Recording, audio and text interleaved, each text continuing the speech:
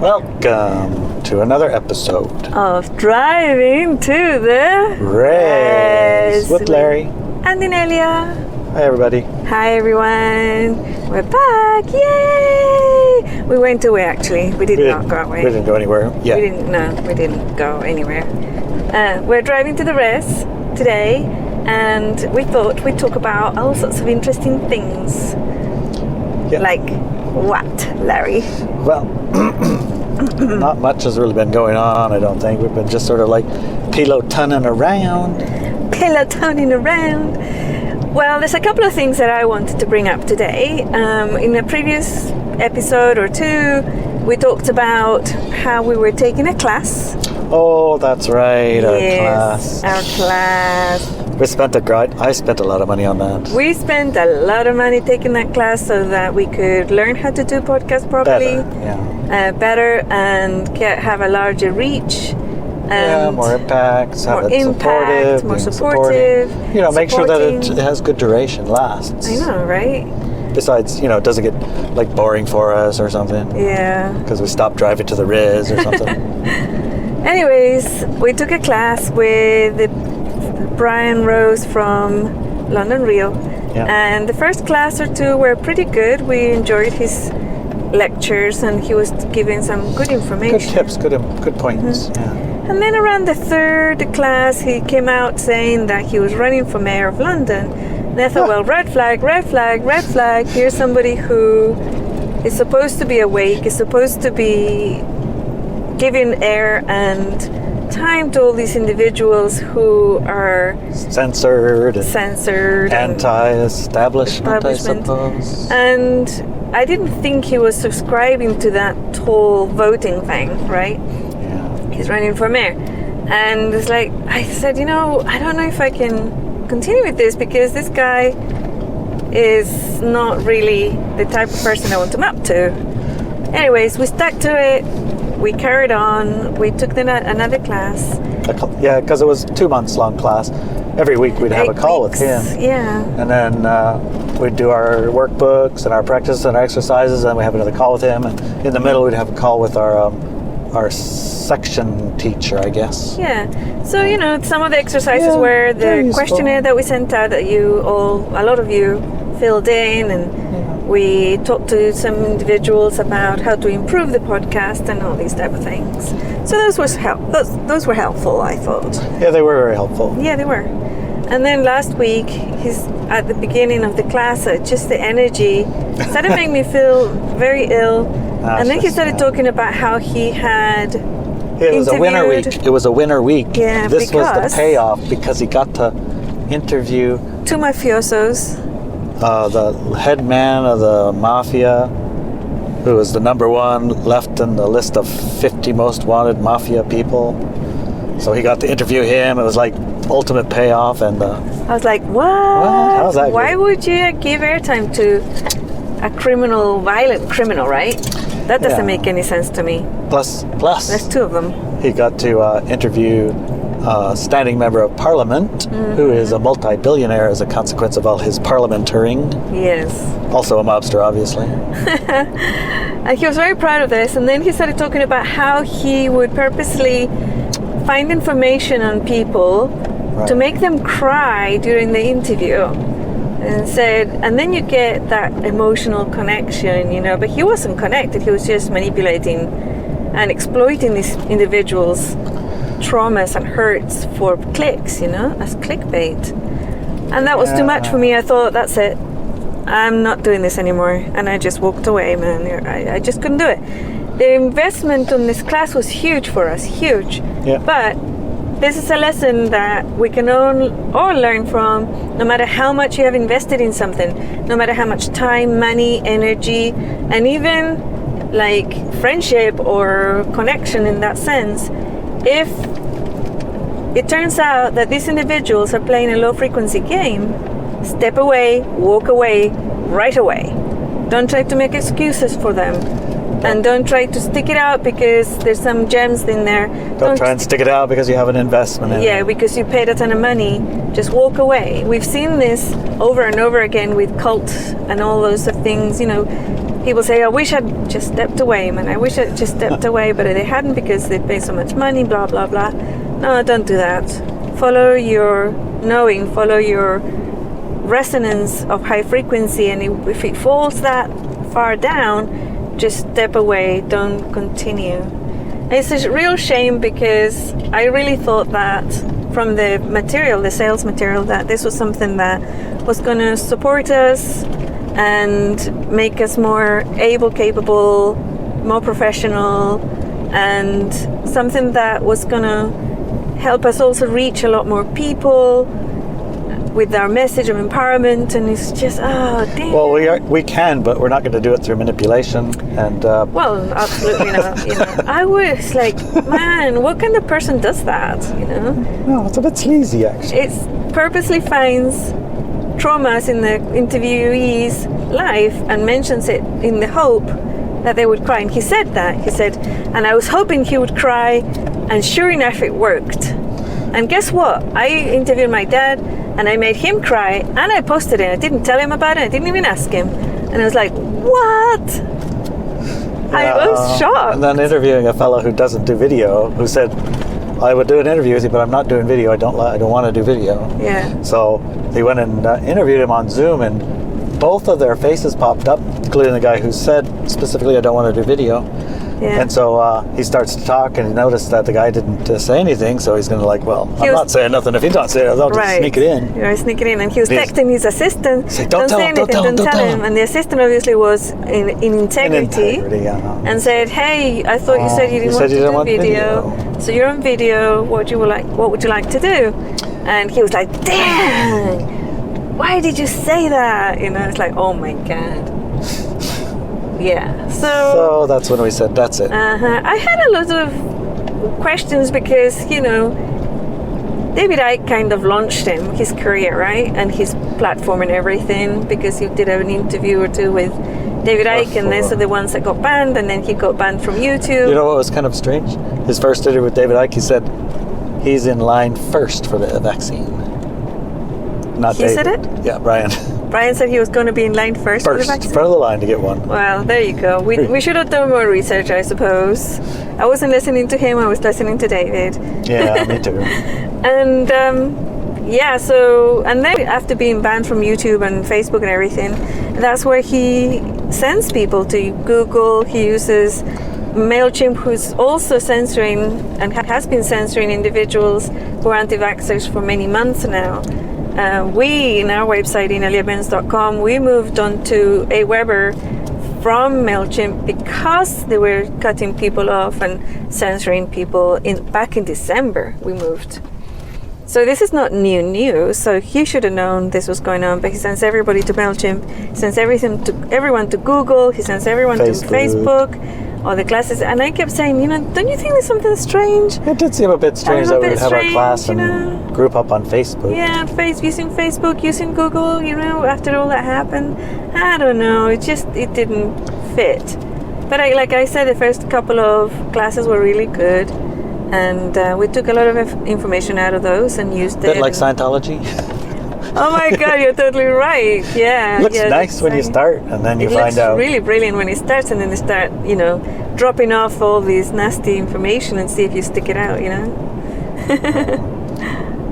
I guess that's kind of par for the course. They don't start out with the nasty stuff. Nasty stuff. Isn't that how some of the secret societies work too? They get you started doing the good stuff. Charity work and doing all this great stuff, things. And then you're part of a giant organization doing all this good stuff. And by the way, we got to do this one thing. That's how we get the thing.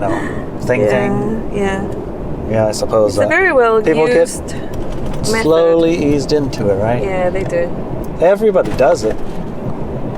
That's what they say. Everybody says it. If you want to be successful, you got to do it. Guess what? What? We don't do it. Nope, we don't do it, and we're not gonna do it. We're not gonna manipulate people. Not now, not never. No, never. Okay. Never. That felt better, huh? I don't know. Thought I was done with that stuff. Yeah. Well, I wanted to bring it up because we kind of promoted it when we were saying we were so excited about taking this class, and we told people that we were doing that homework and everything else. So I wanted to clarify and I let people know that it wasn't what we expected. It wasn't what we expected. Yeah, And that was like that other thing. I was taking a PhD in me course or whatever it was. Remember that one? yeah, I remember the website. I don't remember the Yeah. guy, and it turned out he's Not a PhD. not such a or great guy. something. Yeah, I think that his Doesn't turn out website's to gone be not a quite PhD. so bright. Yeah, I know. But that's an interesting question. Of course, that leads to the obvious question: is why? Oh, why are these guys so successful? The ones that use all this manipulation, power of others, and all the other crap. I mean, why are those the ones that got $1.5 million fundraisers to start their channel? You know, why are they the ones who get that success? I think that there are successful people who don't do those things. I really do. I don't know. I mean, we listened to a podcast for many years. I think it was, what was that one called? How Do You Do This? Or How I Built This with How I Guy Built Raz. This. Yeah, How I Built This. And there was people there that indeed were manipulative and, you know, doing all these type of things, but there was just as many people who were in complete integrity and never sold out, and they were extremely successful people. So to say that everybody or just those people become successful, I don't think is accurate. Well, I think- it seems that way. Like, look at Gaia TV. That was pretty nasty, wasn't it? Oh my God. Yeah, that was pretty nasty. Well, I think that individuals who set off to become successful through like New Age things or alternative news and all these things, I feel that they get hijacked. I remember many years ago, the only people I would contact were people who I knew would either be successful in the media or in their own practices and or as teachers and things. My job was pretty much to give them support and guide them back into the role that I had come in to do and things like that. I didn't do any public work. I did work of supporting people who were public. And more than once I had a situation where somebody who had like a podcast or a radio show at the time, I don't think they had podcasts then, but they did have radio shows and TV, YouTube shows. And more than once I was contacted by one of these individuals through my word of mouth because I hadn't come out public yet. And I would say, okay, so I can guide you to becoming extremely successful, and all you have to do is do this, this and the other, and how do you feel about it? And they would go away and think about it, and they would come back, more than one came back saying, I'm not going to do it because my ego's going to hijack me and I'm going to make a mess of everything. It's all going to become all about me and my success and my monies, and it's just going to hijack everything I do, so I prefer not to become that successful. Which would surprise me, right? Yeah. But I respected that, knowing the person's knowings, this individual's knowings, and there were other people who said, "Sure, I'll go ahead and do it." And from those, some of them didn't become successful and are still successful, and others dropped out. Right? They were actually hijacked, and they did go the other way, and are now working for the other side type thing. So is that like Google? And Google started, it was Do no evil. Do no evil, and now they promise to do evil, or what? Yeah. I mean, yeah. There's like Google and Apple and Facebook and Twitter and I don't know, whatever. Those are like super successful. So why would they have to pick manipulation in order to continue? They're already successful. Yeah, well, Where I does think it go? at some Where is that point, part like I happen? said, at some point, these individuals get hijacked. At some point, they get hijacked, and then they're Is it individuals or is it the entire company, No, I think it's the corporation? owners. The owners? I think it's the owners, yeah. And then they pick the people that will go along with whatever they want, or Yeah, exactly. who's telling the owners what to do? How do they get so... I mean, you start a company and, you're all excited about it, and you build this thing in your garage, and you build it, and it gets more and more successful, and at some point you say, I know what, I'm going to be an evil bastard. How's that happen? Well, they don't think they're evil. I think that, for example, from this class that we took, I don't know how many people left after that particular class when he came out and showed his true colors. Mm-hmm. Right? I don't know how many left. I know we left, but I don't know how many others left. Right?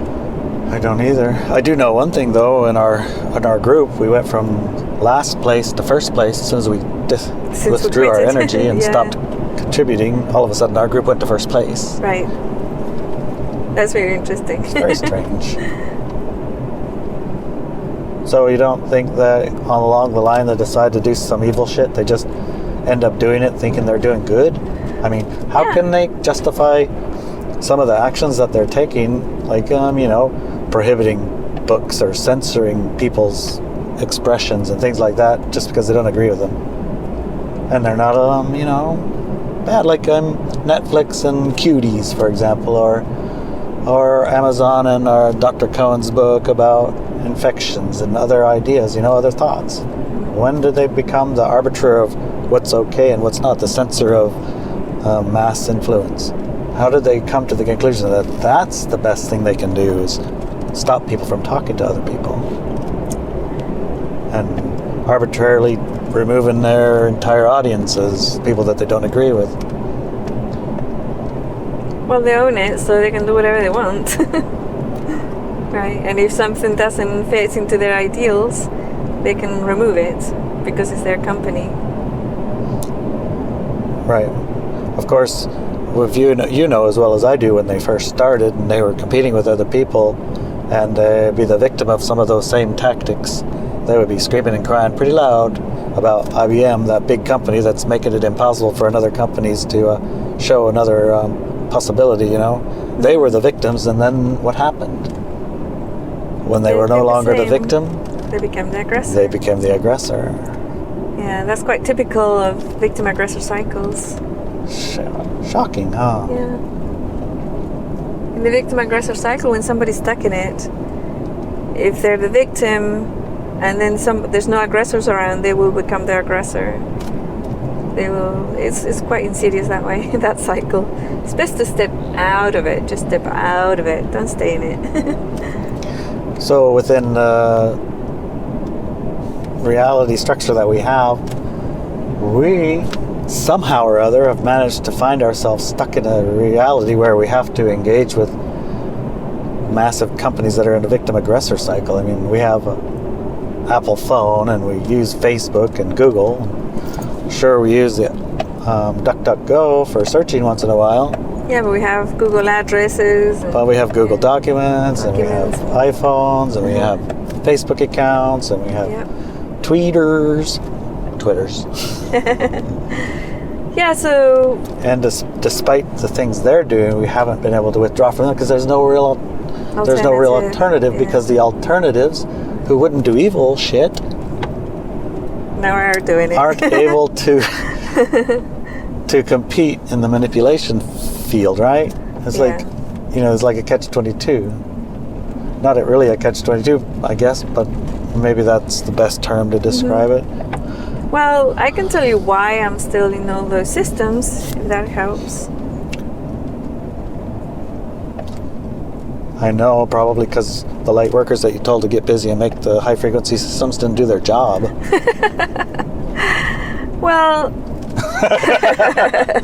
Okay, maybe not. Yeah. Yeah, so it was very funny because I had announced that in 2017 I was gonna leave, right? And I kind of feel like you did retire from the job that you had, which was raise the vibration of the planet. Yeah, the vibration, it was already turned into frequency by then. It turned into frequency in 2011. Did it? Yeah. I thought that was much later. Yeah. But anyways. I was going to leave and it was like, okay, the job is done. There's nothing more we can do. But after that, through personal requests and a lot of people requesting and also rearranging my timeline here on this timeline, I stayed And I didn't retire, right? I didn't leave Walk With Me Now. I didn't stop doing videos. We, in fact, have started other projects since then. We started this podcast. We've started Benz Academy. And the Shaman Shack. The Shaman Shack in 2016, 17. Yeah. So it wasn't exactly a retirement. And the structures that are on the planet, yes, they're very effective, even though there's parts of them and they are manipulative and they are censoring people. The structures that can reach the largest amount of individuals on the planet, including millions, if not billions of light workers, are the things such as Google and Facebook and YouTube and Twitter and Instagram. You know, they are those. Yeah. So I'm using those tools, but I'm not giving them my energy. I don't spend hours and hours on Facebook, for example. I don't give it that chi of attention. I basically allow my work to be published there, right? And the team does it. Inelia does most of the work. I will go in when we posted something that is very fiery or I'm very enthusiastic about. I will pop in and I will make comments and friend people. I'm the only person who friends people on my Facebook page. And so if you received a request or I accepted your request, it was me. But I do. It's like more. I wouldn't spend more than an hour on Facebook a week. With Google Documents, I use their tools because they're very good tools. I like their tools.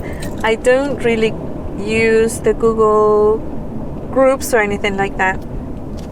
I use their tools for writing my books and stuff like that. I do download my books every day because I know that from one moment to another, that account could be gone, my account on Google, right? Because they're doing that to people too.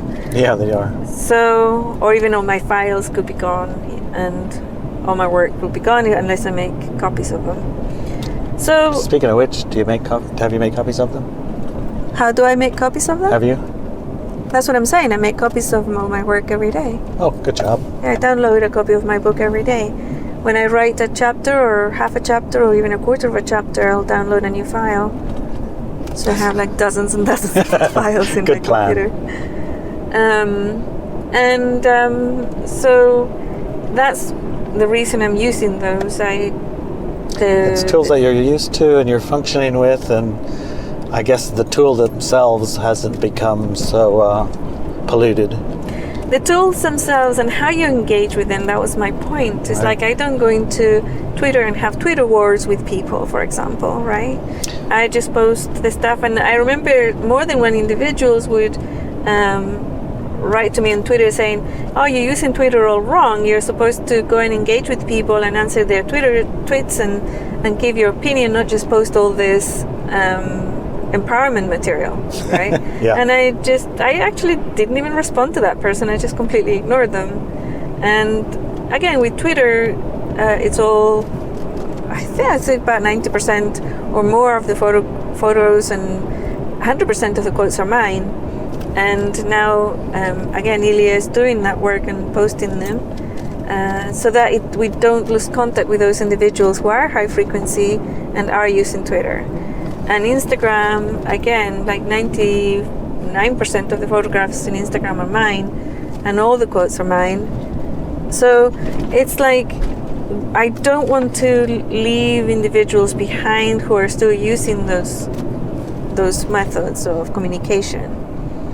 YouTube, I've always liked YouTube. I know now they're part of Google, but I felt that we could still use it. It's a place where the original energy of YouTube hasn't completely died by being part of Google. It was an energy I really liked from the beginning because it was like a library of information on how to do stuff right from the very beginning. It's like people cool. showing people how to do stuff or part of their lives or sharing their lives. Yeah. Yeah, and it's really good. I like it's a little bit like the insightful in the inciting, the kind of things that would incite your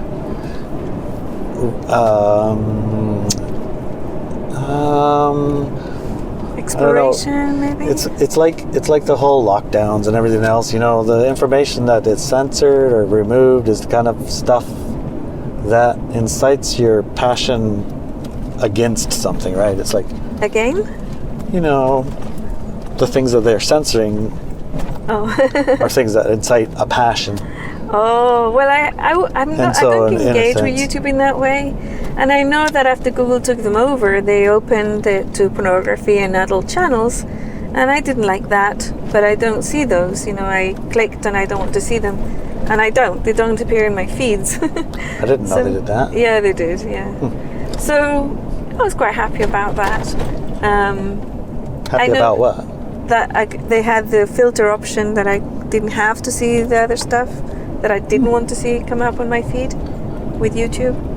I like that they added a filter, so not everybody. I have never heard of that. I've never seen no filter or anything. Yeah. I haven't seen any X-rated stuff on YouTube. I was pretty sure they don't have it. Yeah, they do now. Yeah. Oh, alrighty. So, and the creator tools on YouTube are very good. I like those. So yeah, one of the things I did I made a decision back in 2010 was two things. I would never, ever, ever put Google Ads in my website, and I would never, ever, ever put YouTube ads on my channel. I wanted the energy to be clean and clear, because I knew even then that the ad channels could be manipulated to put people off the page by putting gross things there or whatever's, or change the whole frequency of my message by putting ads that showed the opposite and stuff like that. So that was one of my decisions that I made back in 2011. It caused a lot of problems in that people who do have ads, their YouTubes get shown on people's feeds and on the front page of YouTube and all that stuff. Yeah, remember we're looking at some things that are absolutely absurd. Get 900,000 views. Yeah. I mean, it's not very good content even. It's not good content cooking at all. something and it's a really bad cooking show. I mean, it's not very good at all, but it does have ads. Lots of ads, and that one gets 900,000 views. Yeah. Right. It's so obvious. I mean, it's so obvious. And it makes sense. It's a private company. They want to make money. They make money from advertisers. So of course they're going to promote the videos that will show their advertisement they get paid for. So that makes sense, right? Well, it does, and it also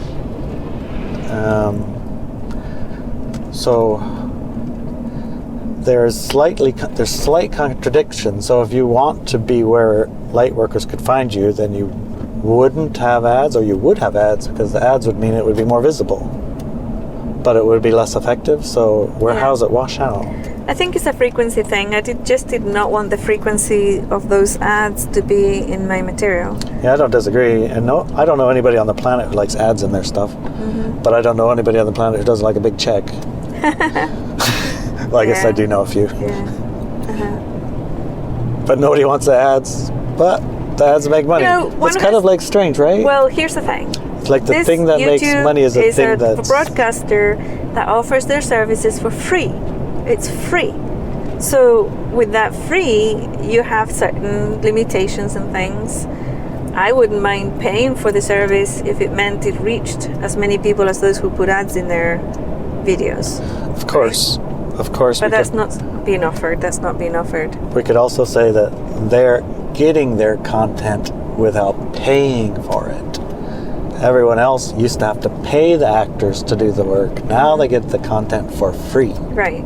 And if they put ads, then they make money out of it. But I don't put ads there, so basically they're not getting much from me at all, right? Or my content. They get content that they should have had to pay you for, but they didn't have to pay you for. I know what you're saying. Yeah, it's kind of like they figured out how to get the producers of the planet to produce for them for free. Mm-hmm. Yeah. Which... So the use of these tools and information and companies, there's a limit. You know, I have left out the companies that had that They crossed the line. They crossed the line. They crossed the line, and I'm out of there. I don't give them any more There's a line. support. It's a line. We moved, like I said, we moved out of MailChimp in December. got fired. It was a huge thing. We had to do a lot of work to get everybody on the new system. Inelia had to do a lot of programming to get it all, because it was all integrated. We had everything integrated from the store, from the email, the newsletter. Everything was integrated with MailChimp. And we had to redo everything, and Inelia had to redo everything to get us moved. But we hadn't been censored, but I knew other people were being censored for telling the truth, and that was just not acceptable to me. I wasn't going to pay them anymore. Right. So we moved. And with this latest example, the company where we're taking the class, again, it's like... There was a line and they crossed. There was a line. Once they crossed that line, it was like, goodbye. I'm not going to give you any more of my attention. It's over. It's over. So it's being in integrity ourselves, and we can't allow that line. We can't stay behind you can't cross over that line when other people do that, a company, individual, whatever. We have to step away, because if we don't, then who's gonna? We did stop Netflix. We did stop Netflix too, yeah. We love Netflix. We loved the Netflix binge. And it was, oh my gosh, I've been a Netflix member since back in the day. They were putting out CDs. Yeah, DVDs. The day when they had DVDs. You get a DVD come in the mail. I've been a member since then, for like decades. And I loved that company. I thought it was marvelous. And then they come out with a horrific movie that promotes child pornography, and it was like, and child sexual abuse. Like, forget it. If you're putting that there, I'm out. That's not acceptable to me. It's not acceptable. But it was tough. It was hard. We were following a lot of shows that only show there, and it's like, okay, it's over. Woo! And we are at the res. Got to go through the gate. What's up, Larry? Hey, Hi. we're at the Hoko. Gonna get Grace. Yeah. All right, We're just gonna get Grace. We'll be back in a few. Oh, they got a cover for their Jenny. Nice.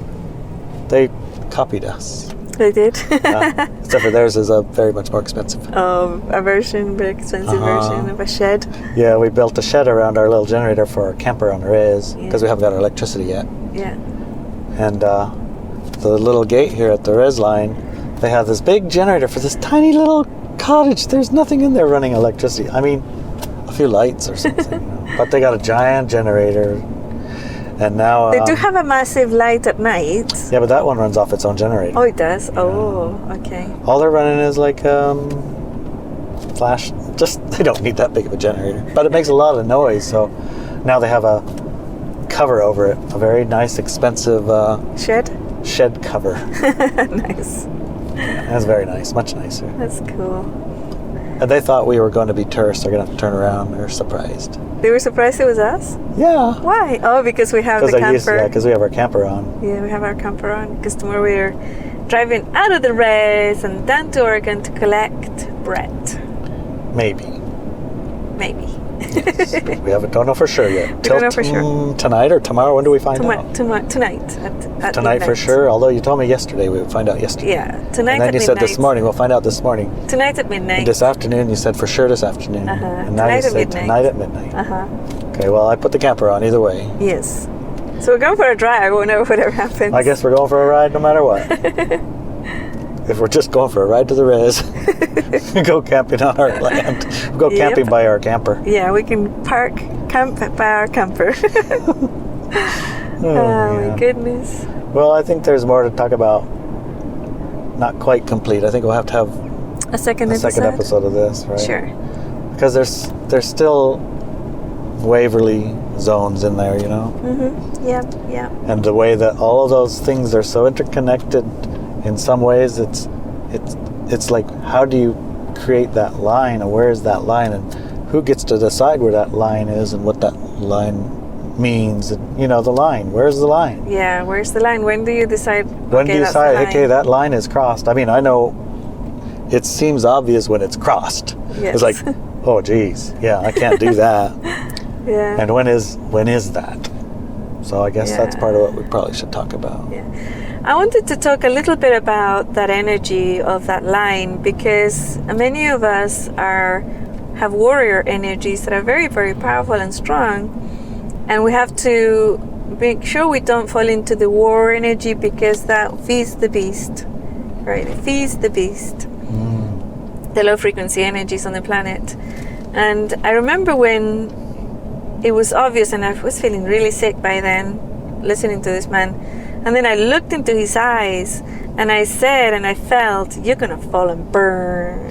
And they said, "Oops, no, take it back. I don't care what happens to you. Or I hope you're very successful in your nice shooting star. Yeah, nice, successful, whatever it is that you're doing, and I don't care about you at all. I don't care if you burn, you're successful or whatever's." But it's so easy to fall into that. Oh my God. It was so easy. Yep, that's a good reason, if no other, to step away from the course. Yes, so that you don't engage. So you don't become engaged. Yeah. And that's kind of the invitation I felt too, which was, attack. oh, well, let's just shine some light on all of this and make it obvious. Mm-hmm. And I guess that's the form of an attack, right? Well, no, there's a huge difference between mystically going after somebody and making them fall and burn, and telling people, hey, this was an experience with this individual, be aware, be careful, he's not what he presents himself to be. Well, he's not what, right? If you think that he's this, he's not that. He's not he's that, something different. Yeah. And maybe some people might think, hey, I want to succeed, and I don't care about manipulating people. And obviously, like I said earlier, I don't know how many people left after that class. I know we left, but they didn't even register our leaving. They left us all in a group and everything. So nobody knows we left. Nobody knows we left. I don't know if others left also through that or not, but a lot of people were still very enthusiastic when we're throwing banners up, Brian for mayor, yeah. And blah, blah, blah, and highly supporting that decision and that paradigm. So there's individuals who want to play that game with him, and that's fine, right? That's different to saying, hey, we know what that game is and we don't want anything to do with it. It's very different, in my opinion. I agree. Alrighty, so semi-complete today. Semi-complete. I think we'll work on some more complete. Yeah. Go to ineliabenz.com for my stuff, and walkwithmenow.com to hang out with us. I love you. I love you too, honey.